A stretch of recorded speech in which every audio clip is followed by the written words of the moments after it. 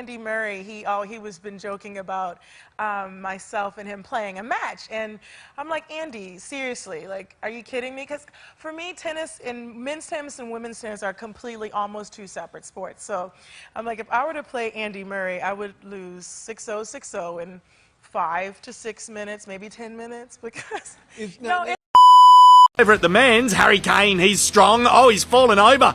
He must have been hit hard. No, not really. Okay, this guy's in a good position for a shot. He's fallen over too. He got brushed, lightly brushed. I can tell that you don't watch soccer. What these guys did is use their football intelligence. They saw that they are in a penalty area, and any slight hit may result into a penalty, and that's what happened. They got a penalty. They were awarded a penalty because they couldn't take the risk of proceeding. The chances of them scoring a penalty, they are higher than going all the way. So it's all football intelligence. It's a transition. Here is the counter again, the step through the shot, another shot, and there it is! Game over, Sayward FC, as Brendan Lambie scores the game winner. Brendan Lambie's a right-footed player. He's going for that bottom corner, and I think that's more down to being under so much pressure if you're the U.S. women's team. And when this ball ricochet, it's so unlucky.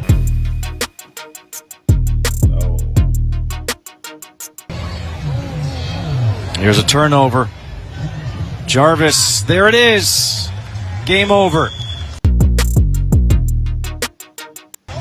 12-0, Wrexham defeats the U.S. women.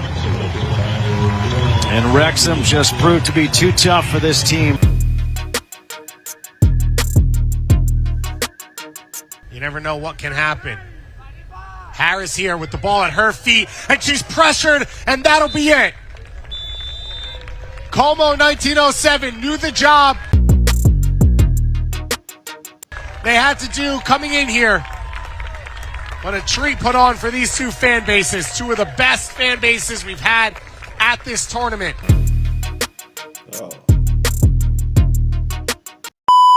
Tournament brings in more money, but when it comes to the U.S., I'd make the argument that the women's team is far more responsible for the boost in popularity and stuff. All right, I would make the exact opposite argument. I know everyone's going to hate me. Go ahead. But the men's team makes more money. If they make more money, then they should get more money. Why does the men's team?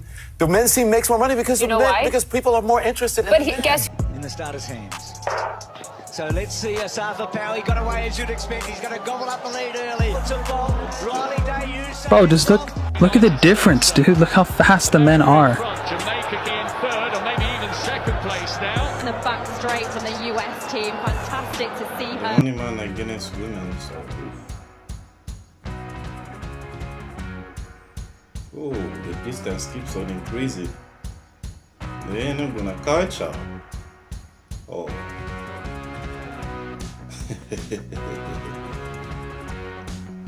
We've got quite a large pay dispute happening with our Australian women's soccer team at the moment. Is it frustrating for you as someone who's so prominent in your sport?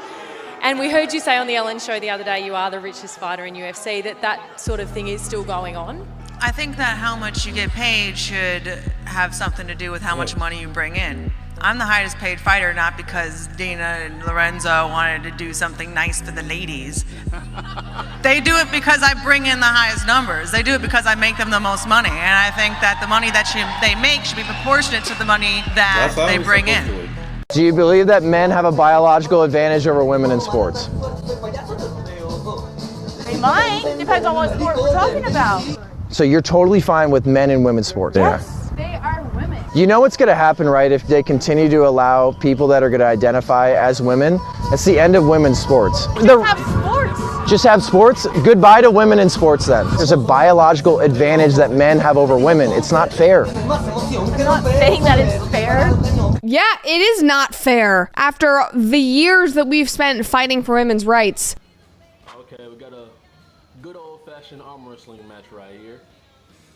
That man looking big as hell. The girl looking kind of strong too, I'm not gonna lie. Okay, she holding her own. She holding her own.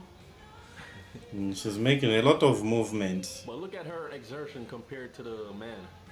He chilling. She doing all type of work, all type of gymnastics. She working voodoo, magic. Oh. She quenching like she's taking a shit right now. You know what I'm saying? Like, she's struggling. Oh, my man chilling. Look at him. He's solid. He giving her a chance. He giving her a chance. Oh.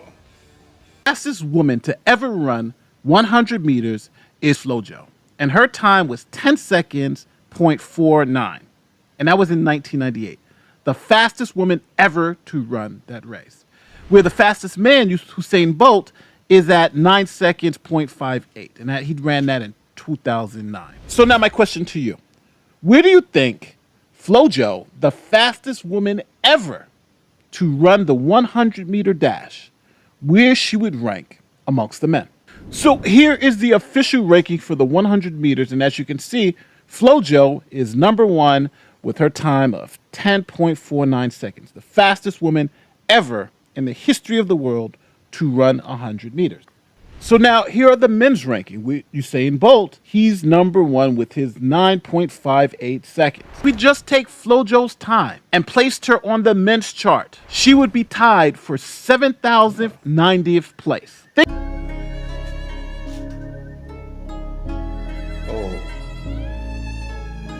That boy is very strong.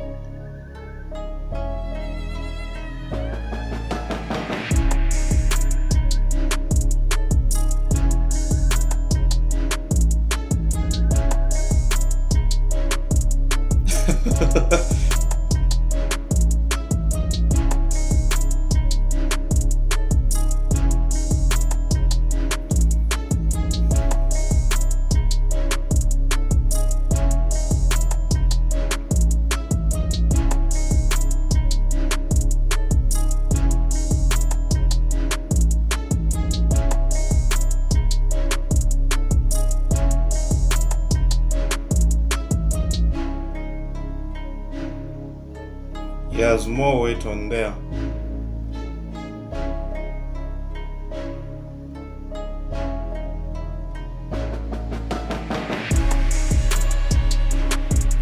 Okay, so would you say maybe the guy's muscles slowed him down a little bit? Maybe it's not that flexible. Or they just won.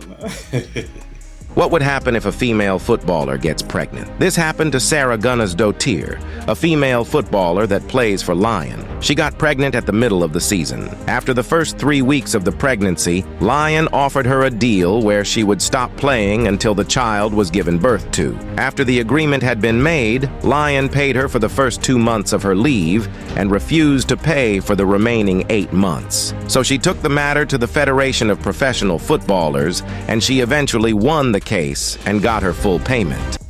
Guys, thanks for watching and subscribe to the channel. I'll see you in the next one.